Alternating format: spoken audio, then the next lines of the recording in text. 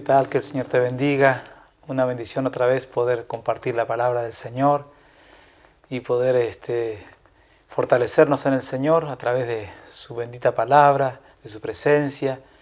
Y bueno, en estos días pensando en que nos toca vivir una realidad que va más allá de lo que vemos con nuestros ojos y lo que percibimos con nuestros sentidos, y es más real que quizás que lo que estamos viendo quizás así con nuestros ojos naturales, que es la realidad de lo espiritual y propiamente de lo que es la guerra, la batalla espiritual.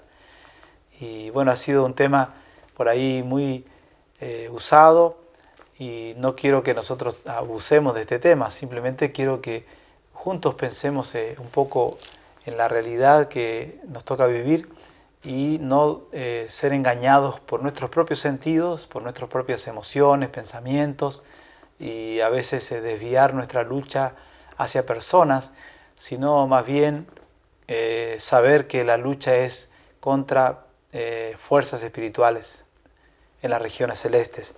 Pero bueno, la palabra del Señor aquí en el libro de Efesios donde estamos nos expresa claramente de que nosotros hemos sido privilegiados por el Señor.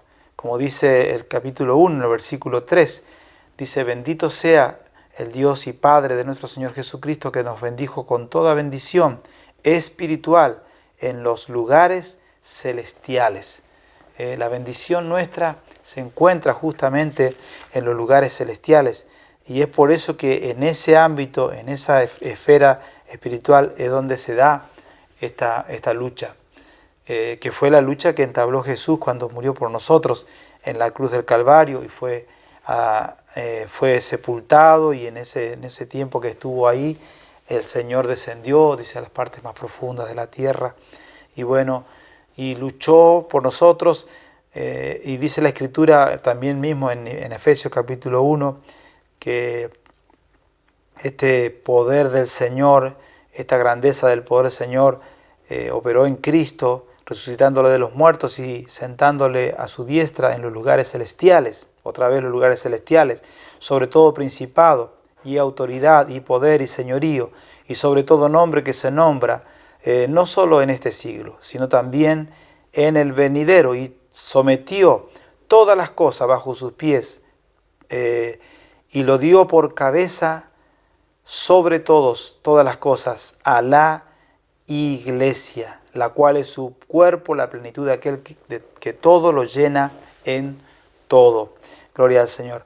Queremos pensar de esta manera, pensar que nosotros estamos embarcados, diríamos así, en una lucha, en una batalla espiritual, pero que el enemigo que tenemos enfrente ya ha sido vencido, y no tenemos que confundirnos, porque el enemigo a veces nos quiere intimidar, nos quiere hacer apocar, que es una estrategia muy clásica del enemigo, que fue lo que usó el gigante Goliat cuando venía a menoscabar todos los días al ejército del Señor, y entonces ahí estaban todos escondidos, todos apocados.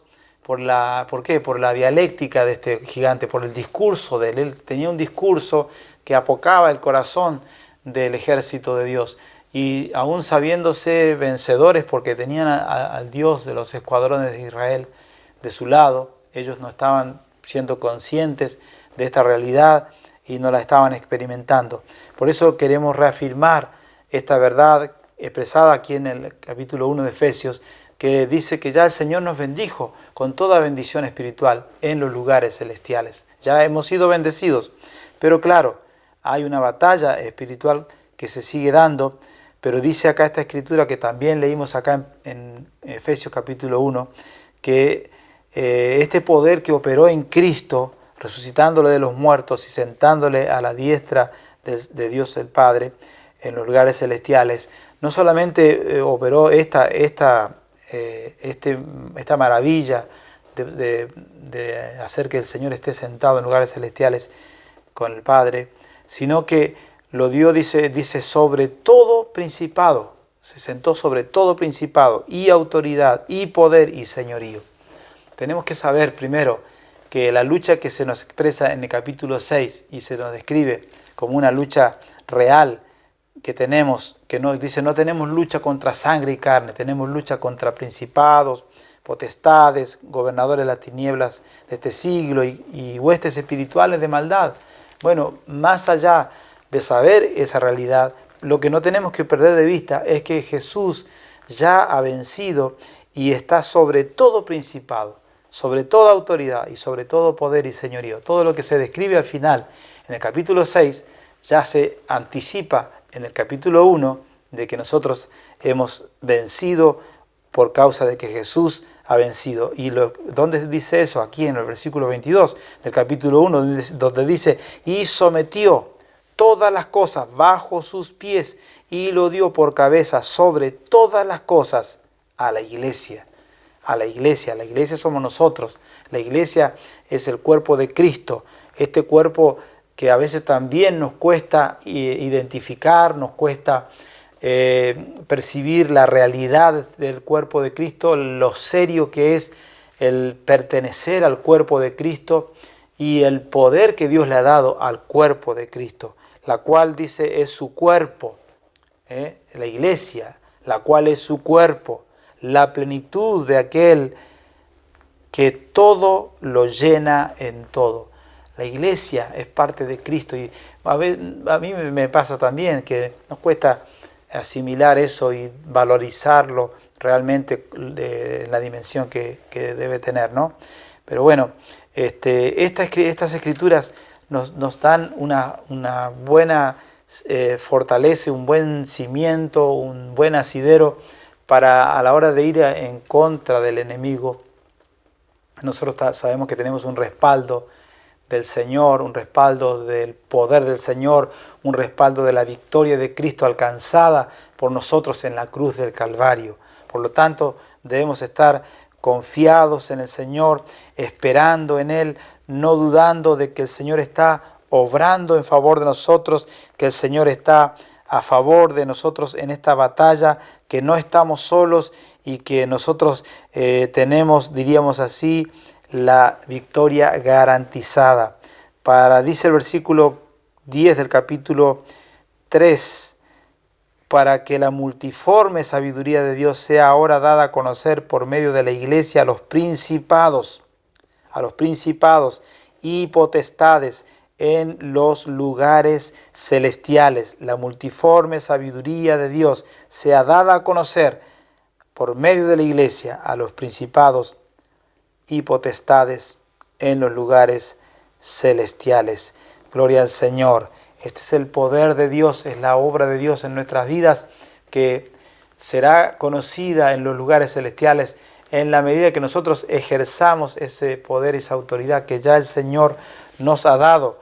Gloria al Señor, porque dice la Escritura en el capítulo 2, que acabamos de andar por ahí en el capítulo 1, y ahora el capítulo 2 decía, y juntamente con Él nos resucitó, y asimismo nos hizo sentar en los lugares celestiales con Cristo.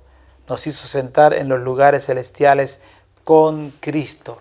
Es un énfasis que hace la palabra del Señor, de que hay en los lugares celestiales una realidad para nosotros. Nosotros estamos en victoria en los lugares celestiales. No estamos mendigando, no estamos viendo si posiblemente vamos a ganar esta batalla y si los vientos soplan a favor vamos a llegar a buen puerto. No. Nosotros ya hemos sido bendecidos por el Señor con toda bendición espiritual y ahora a nosotros nos toca disfrutar, diríamos así, de esa bendición.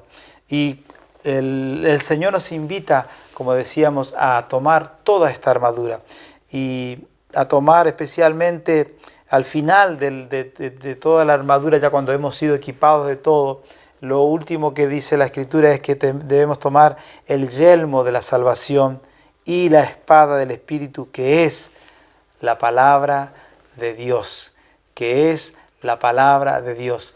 Y queremos quedar ahí con ese pensamiento y en el futuro podremos pensar un poco mejor en esta arma, porque es la única herramienta que se nos da de ataque, es la única arma de ataque que se nos da en toda esta investidura. Todo lo demás es de defensa, es de protección, pero esta arma es de ataque.